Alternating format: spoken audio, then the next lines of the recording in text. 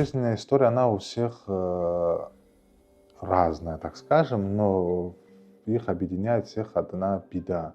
Беда в том, что у них тяжелые бытовые условия, у многих проблемы с трудоустройством. Как быть с теми людьми, которые получат этот кредит? Это все хорошо звучит. Дали деньги. Залоговое обеспечение Да, нужно. и человек перестал платить. Вот представьте, семья молодая, взяла в кредит деньги, купила квартиру, сделала ремонт, мебель, обжилась, работает. Проходит 5 лет уже, пример, 15 лет обслуживать, проходит 5-7 лет, и он перестает платить. 20 лет, правда, жила без удобства. Это все. Ну, сейчас первый раз всегда зашли сюда, в первую очередь в зал, прохожу и удобство сделали. Рита Жиба – вдова с 3 детьми из Нижней Ишеры. Муж умер, когда дети были малолетние. Все бы ничего, но своего жилья у Риты не было. А накопить, работая санитаркой в больнице, да еще и с инвалидностью, оказалось нереально. 5 лет назад добрые люди поселили семью в свой пустующий дом. Но в любой момент Риту могли попросить съехать. Я работаю в детской больнице санитарочки. Ну, я сейчас тоже там как-то работаю. Я по здоровью тоже ушла, 2 года не работала, сейчас опять работаю. У меня со здоровьем тоже такого нету тоже просто. Да, сейчас тоже работаю. Я сама вообще до Новой Афу. В Ишерах замужем. Да. Уже я живу 25 лет в Ишерах. Родственники мужа там как-то могли вам помочь или... Они так как-то, знаешь, живут, все как-то хорошо относятся. А так помочь, да, тяжело всем. Сейчас что кому скажешь, как-то помогите, 3 детей, сами знаете, чуть-чуть сложновато было. История Риты не единственная. Большинству сложно накопить на квартиру в городе. Вот и приходится часть своих сбережений отдавать за аренду жилья. Как тут не вспомнить послевоенные годы, когда бесконтрольно занимали по 3, а то и 5 трофейных квартир и оформляли. В итоге жилищного фонда у государства нет, а достроить хотя бы одну 9-этажку советских времен, по некоторым оценкам, дорого. Жилищная программа, которая была запущена в 2021 году, охватывает не всех, а только тех, кто в жилье нуждается особо. В этой категории инвалиды первой группы, в том числе инвалиды первой группы Отечественной войны народа Абхазии 92-93 годов, лица, на иждивении которых находится ребенок-инвалид или инвалид с детства, многодетная семья, где 3 и более детей, семьи погибших – сироты. Данные средства, выделяемые программой, и учитывая, да, там сегодняшний рынок недвижимости, да, в Абхазии, то, естественно, эти средства больше рассчитаны в помощь приобретении. Ну, возможно, и такого рода, конечно, да, вот, ну, в таком формате, то есть если семья располагает какими-то средствами, то данные средства являются в помощь приобретению, да, там, той или иной жилплощади. Но расчет средств на семью исходит из состава семьи. То есть по количеству состава семьи. Значит, но максимальный порог это 1 200 000. Допустим, там семья состоит из 4-5 человек, допустим, это 1 000 000, там из более, это вот уже 1 200 000, но не более 1 000 000. Жизненная история, она у всех разная, так скажем, но их объединяет всех одна беда. Беда в том, что у них тяжелые бытовые условия. У многих проблемы с трудоустройством. Не все сегодня могут себе позволить, да, там, снимать жилплощадь за 30 000 рублей и, так образно говоря, а также сверху еще воспитывать, еще зарабатывать средства, чтобы воспитывать 4-5 детей. Еще, к сожалению, вот хоть один такой момент, у нас острая фаза, так скажем, данная проблема настигает в период, когда приходит курортный летний сезон. В плане чего у нас наши участники программы, которые даже имеют возможность арендовать жилплощадь, их всех пытаются уговорить на 3-4 месяца освободить квартиру, потому что, ну, у хозяев, собственников другие цели на этот период. Чаще в городской среде. Ну, они так, как все в основном снимают в городе Сухум. Вот. И их всех заселяют только до мая. Потом многие не хотят с многодетными детьми сдавать квартиру. То есть это то, что к нам люди приходят, о чем рассказывают. То есть, да, вот о каких проблемах. Даже люди, располагая там, да, определенными средствами для уплаты найма, да, там ежемесячно за жилье, именно они даже найти не могут подходящую жилплощадь. для того, чтобы даже арендовать. В жилищной комиссии представители нескольких министерств, а также парламента, общественных и благотворительных организаций. Комиссия изучает документы, делает запросы в администрацию города или села о наличии жилья у заявителя и выезжает на места. Кто успешно прошел проверку, получает сертификат на сумму от 700 до 1 миллиона 200 тысяч рублей, в зависимости от количества членов семьи. Заявитель подыскивает жилье самостоятельно. За 4 года было одобрено 231 заявление на общую сумму 200 миллионов рублей. 112 получили отказ. Очередников 339. Комиссия одобряет заявление, после чего мы выдаем им сертификат, где прописывается сумма, которая предоставлена по какой программе, и после чего уже заявитель приступает к поиску подходящей жилплощади.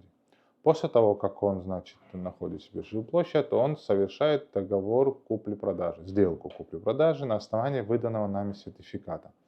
После чего он уже договор, домовую книгу, паспорта, расчетный счет продавца, потому что мы деньги оплачиваем только продавцу, то есть мы на руки или на какой-либо счет нашим участникам программы мы не выдаем средства. После того, когда мы уже убедились, что, значит, сделка совершена и наш участник программы приобрел жилплощадь, и проверяем данную жилплощадь, что она пригодна для проживания, то мы уже оплачиваем продавцу те средства, которые ранее были выданы нашему участнику. То есть отправляем, естественно, уже как в рабочем порядке Министерства финансов, заявку оттуда уже на расчетный счет продавца. К сожалению, не у всех получается приобрести жилплощадь, кто-то в процессе ремонта, кто-то там, всячески как бы приводят надлежащий порядок для того, чтобы они дальше могли там проживать. Не все могут вовремя находить жилплощадь. У нас сегодня еще 39 участников программы не приобрели жилплощадь. И эти участники программы разных годов, 21, 22, 23 и 24 годов до сих пор еще не приобрели. Вот количество 39 семей, они еще в поиске подходящего. Вот мы рассмотрели заявление комиссии. Сертификаты им выданы. Сертификаты у них на руках, средства программы, они на счету. Мы просто ждем, как только, значит, наши граждане приобретут жилплощадь, мы совершаем, как они совершают сделку, мы уже производим оплату.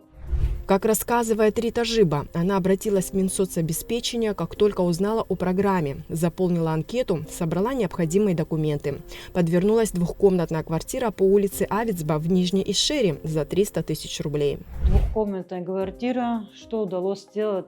Кухни сами видите, без ремонта. Я удалось чуть-чуть вот это освежить, вот эту прохожку, освежить зал. Чистенько, чтобы сидели тоже. Вот, и все. Как-то и все. И вот спальни, вот сами видите, без ремонта. Пока как мы зашли, так и остались тоже.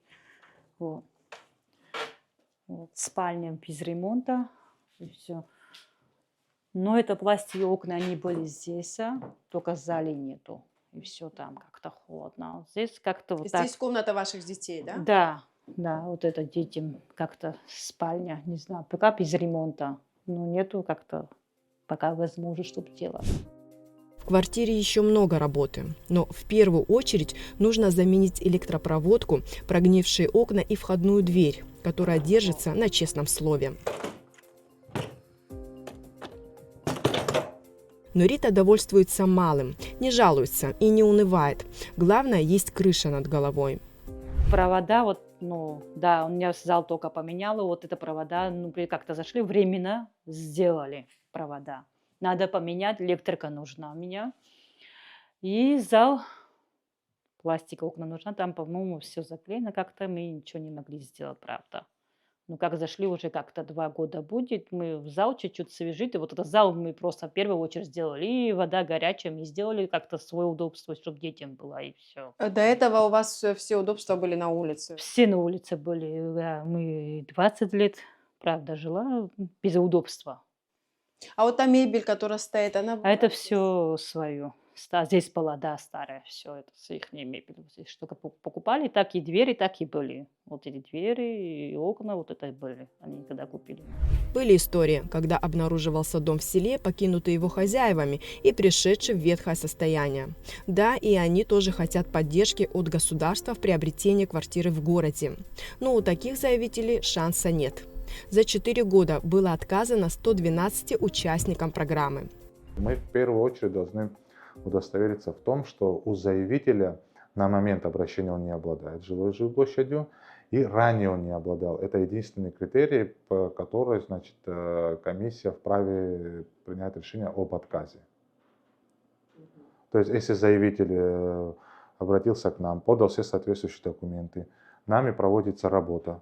А проверяете вы, Да, выезжаете на мы место? проверяем, мы также составляем соответствующие акты для, значит, удостоверения того, обладал ли человек жилплощадью, не обладал. Отправляем соответствующие запросы, ты или районные города, значит, получаем всю соответствующую информацию, после мы уже направляем на комиссию. Большая часть количества людей — это те люди, которые в какой-то промежуток времени оставили свои сельские дома, с целью трудоустройства, там, заработка выехали в город, создали семью, возвращаться они, то промежуток они определенный пропустили в жизни, когда их дома уже пришли в негодность. И получилась такая жизненная ситуация у них, что они не могут восстановить свой сельский дом, а приобрести новый также в городе не могут, и как бы фактически они остались без жилья.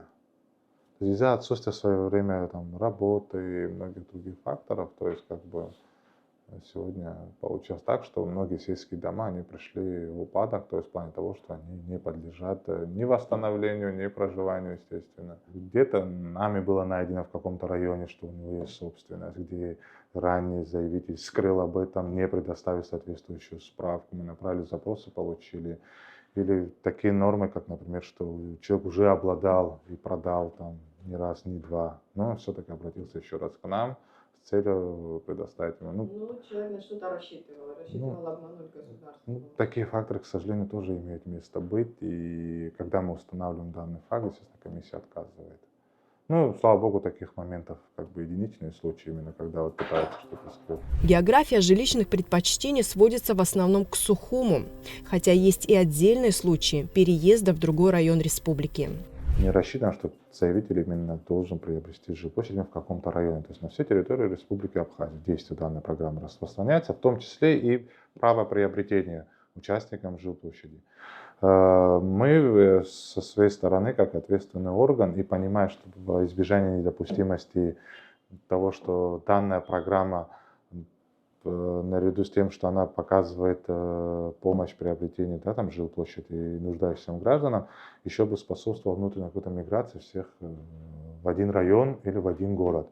То есть мы по мере тех возможностей, которые мы сегодня обладаем, мы контролируем данный процесс. То есть мы исходим из того, что где последние 5 лет данная семья проживает, в каком районе, где они трудоустроены, то есть где там, в каком районе учатся их дети. То есть и по данному направлению пытаемся как бы больше ставить акцент на то, чтобы граждане приобретали в том жилплощадь, где они проживают более 5 лет.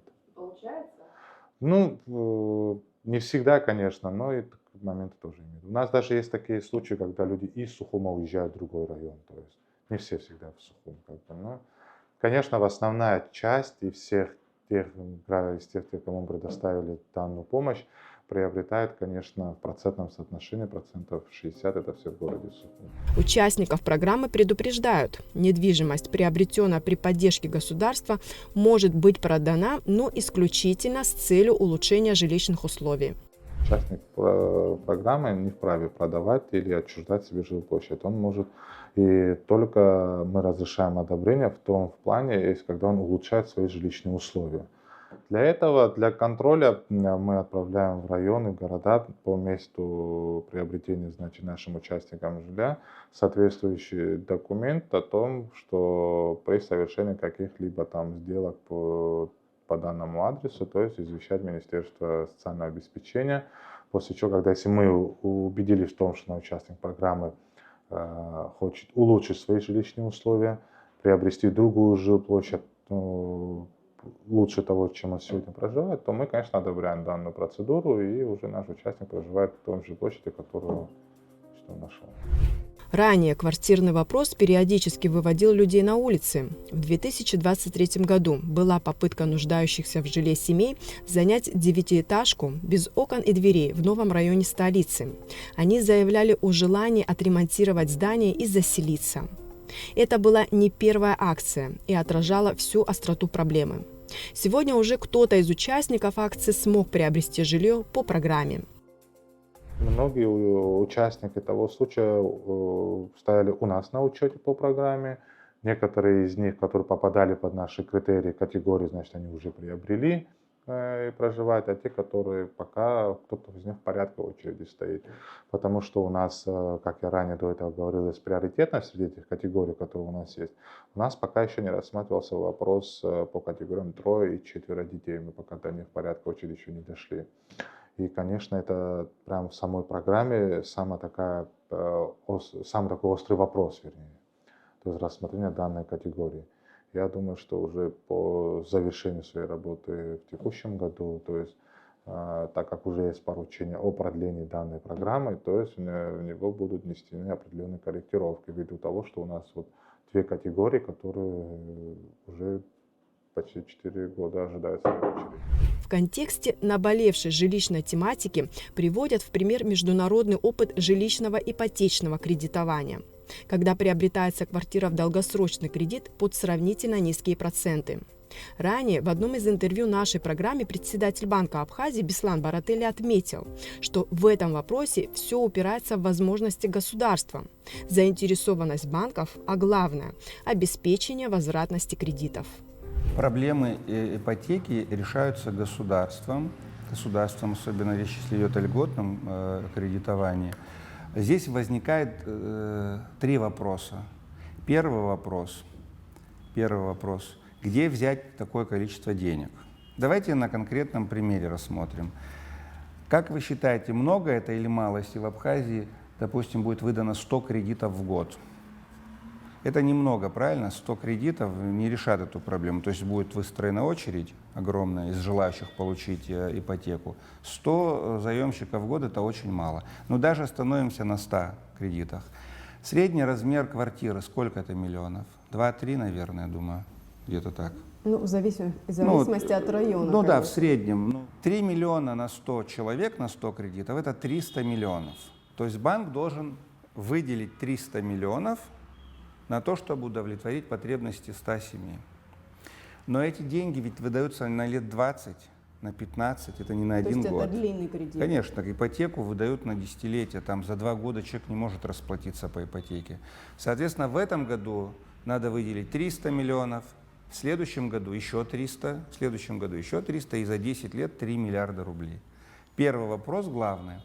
Где взять такое количество денег? А деньги откуда берется в стране, которая не печатает деньги? Только если принесут вкладчики, допустим. Принесут вкладчики такое количество денег и оставят на 10 лет, тогда, конечно, появится. Второй вопрос. По какой ставке давать эти кредиты по ипотекам? Понятное дело, банк – это коммерческая структура. Точно такая же, как и тот же предприниматель, который приходит в банк за кредитом. Вот они ничем не отличаются. Как предприниматель, приходящий в банк за кредитом, хочет заработать денег, потому что у него такой бизнес.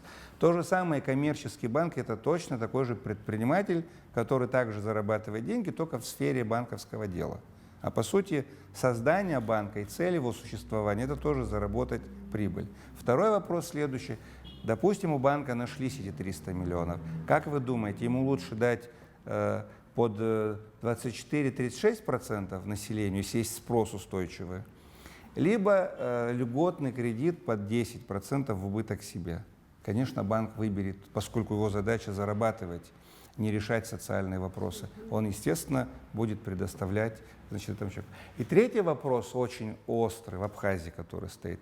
Как быть с теми людьми, которые получат этот кредит? Это все хорошо звучит. Дали деньги, Залоговое обеспечение да, и человек перестал платить. Вот представьте, семья молодая взяла в кредит деньги, купила квартиру, сделала ремонт, мебель, обжилась, работает, проходит 5 лет уже, надо, я пример, 15 лет обслуживать, проходит 5-7 лет, и он перестает платить по разным обстоятельствам. Что делать банку с этим человеком, с этим заемщиком, с молодой семьей, скорее всего, там дети и так далее. То есть вставать в конфликт, выселять. Это очень сложно. Для банка, я бы сказал, что эта тема вообще сегодня не актуальна, и даже не стоит на В повестке. России ипотечное кредитование субсидируется государством. Теперь вторая часть, о которой я хотел бы сказать. В некоторых странах государство, которое определяет, что таким семьям, каким-то определенным категориям нужно помочь, государство тогда закладывает в бюджет субсидирование процентов. Закладывает. То есть, условно говоря, в той же Российской Федерации правительство понимает, что банкам невыгодно на 10 лет отвлекать деньги из оборота и предоставлять под низкие проценты, когда можно заработать в другом направлении. Да ведь?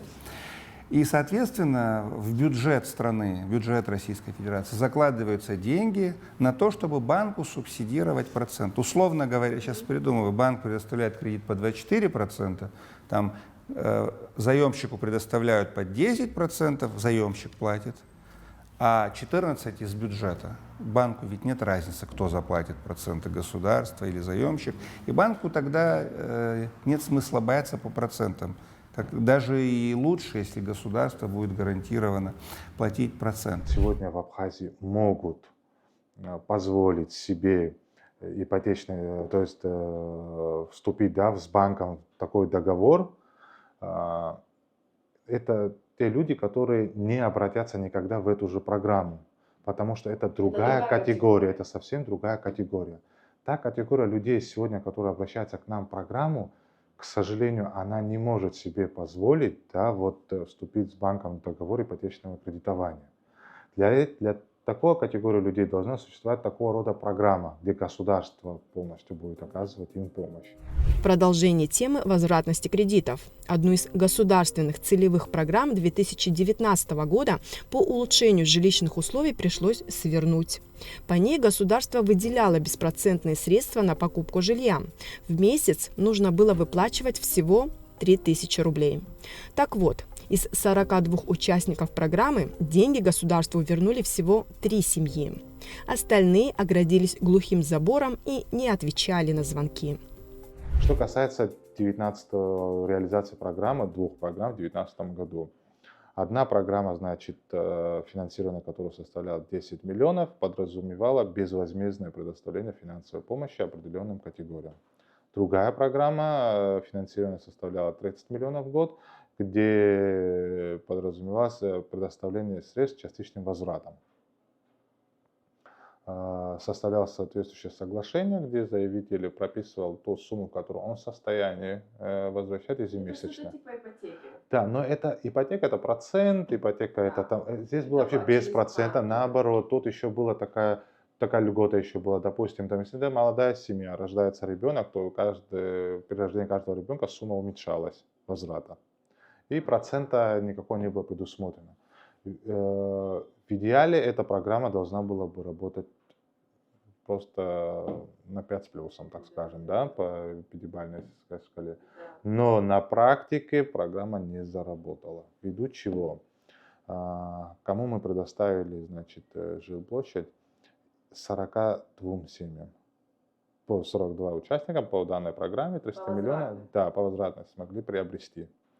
Результат был такой, что после заключения с ними соглашения, многие, которые даже отказались от заключения соглашения, 3 семьи из 42 сделали возврат.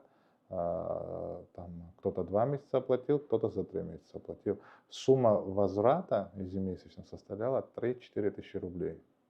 То есть мы исходили из той логики, допустим, если человек на тот период, 2019 год, допустим, аренда жилья стоила 10 тысяч рублей, 15 тысяч рублей, так скажем. Ему тяжело данную сумму возвращать и обременять им тем же самым. То есть государство решило, наоборот, минимизировать возврат, в плане размер ежемесячный. Это составит 3000 рублей в месяц. Но никто не смог вернуть никакие средства, ввиду чего в 2021 году все те, кому были предоставлены, значит, возвратная часть средств, были в качестве льготы освобождены. То есть к ним применили льготу, освободить от уплаты и сделать средства безвозмездные. Ввиду чего в 2021 году изменили программу, сократили категории и сделали ее безвозмездной. Потом уже в 2023 году увеличили финансирование с 40 на 60 миллионов ежегодно, и сегодня финансирование составляет 60 миллионов рублей. Жилищная программа завершается в этом году, но, возможно, она будет продлена. Низкие доходы и рост цен на недвижимость делают покупку квартиры для незащищенных слоев населения невозможной. А без поддержки государства элементарное желание иметь крышу над головой у многих так и останется несбыточной мечтой.